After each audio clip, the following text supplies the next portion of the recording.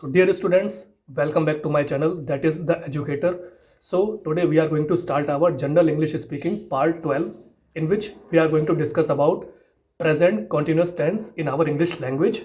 So students, let's start. So students, welcome back to my channel. We are going to start today our general English speaking part 12, in which I am going to teach you about present continuous tense. So let's start our English speaking part 12. Present continuous tense यानी जो आपका वर्तमान काल है वो हमारा वर्तमान परिस्थिति में कैसे हमारे काम को प्रदर्शित करेगा, कैसे हम उसको अपने सेंटेंसेस अपने इंग्लिश लैंग्वेज में हम उसको डे टू डे लाइफ में यूज करेंगे, उसके बारे में हम देख लेते हैं. So the condition of present continuous tense is that we use is am are after pronoun.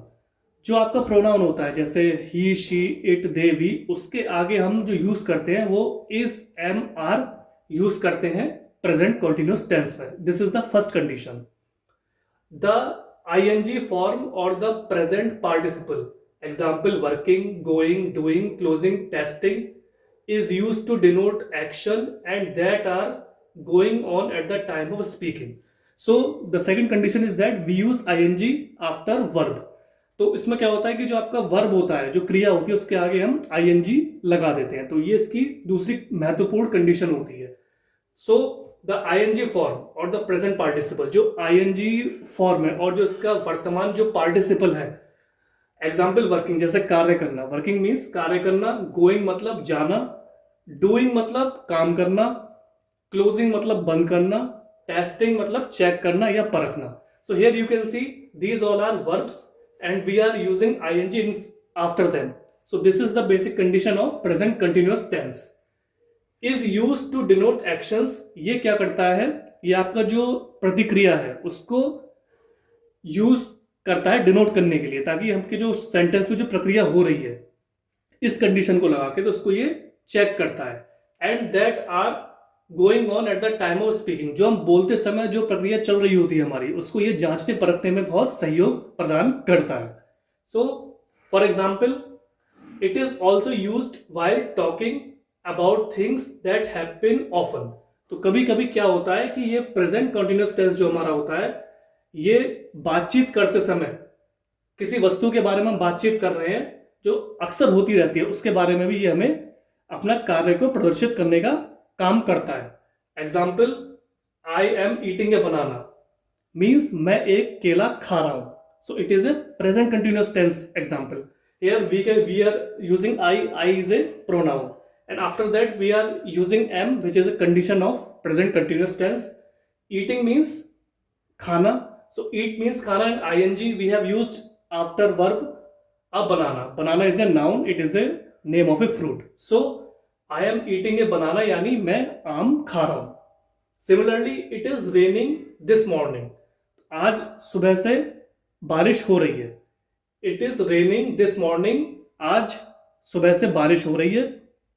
So here you can see it is a pronoun. Is mr we are using here. So is basically a condition of present continuous tense.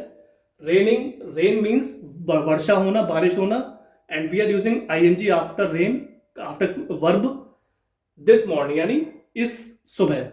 So it is raining this morning, आज सुबह से वर्षा हो रही है. Vipin is always reading novels. So here you can see Vipin जो है वो सदैव नॉवेल्स पढ़ता रहता है, उपन्यास पढ़ता रहता है. विपिन सदैव उपन्यास पढ़ता रहता है. So Vipin is a noun. It is a name of a person.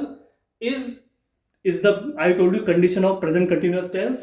Always मतलब ज्यादातर समय, read मतलब पढ़ना, उसके आगे ing लग गया यानी वर्ब की जो कंडीशन जो है वो मैट हो गई प्रेजेंट कंटिन्यूअस टेंस की. नॉवेल्स क्या हो गया, आपके उपन्यास हो गए, ये आपका एक नाउन हो गया. सो Vipin is always reading novels. Vipin सदैव नॉवेल्स या उपन्यास पढ़ता रहता है. Now my grandmother is always forgetting things.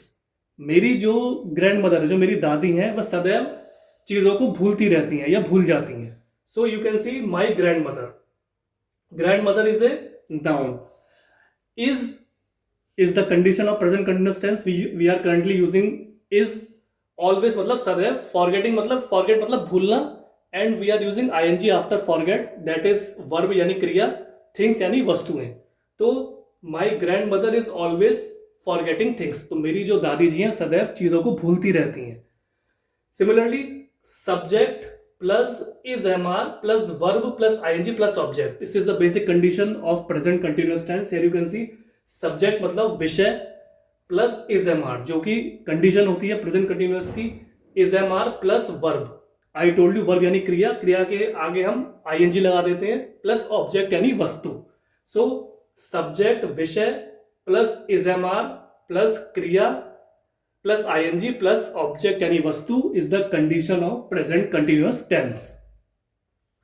I plus am plus eat plus ing a बनाना, तो जैसे मैंने आपको बताया कि मैं एक आम खा रहा हूं, तो इसको हमने जब अलग अलग करके देखा तो ये कैसे हुआ, I plus am plus eat plus ING plus a banana, यानी कि मैं एक आम खा रहा हूं।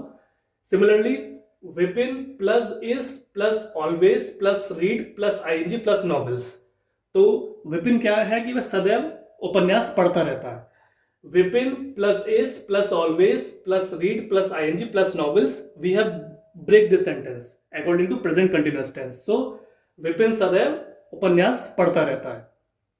दे plus are plus dance plus ING plus now, they are dancing now, ये वे लोग इस समय नाच रहे हैं। So they plus are plus dance plus ING plus now, they are dancing now, तो वे अभी नाच रहे हैं, वे लोग अभी नाच रहे हैं यानी डांस कर रहे हैं। So the use of is am are depends on singularity और प्लुरलिटी ऑफ द नाउन, तो जो हम इज एम आर का जब प्रयोग करते हैं तो वो बेसिकली डिपेंड करता है, निर्भर करता है जो आपका नाउन है, जो आपका नाउन है उसकी सिंगुलरिटी यानी उसका एक वचन या उसकी प्लुरलिटी यानी उसके बहुवचन पे डिपेंड करता है। So the use of is am are depends on singularity, तो जो हम यूज करते हैं इज एम आर का वो आपके जो नाउन है संज्ञा है उसकी सिंगुलरिटी यानी एक वचन और प्लुरलिटी उसके बहुवचन पे निर्भर करता है। So students, this was the general English speaking part 12 in which I tried to explain you about present continuous tense.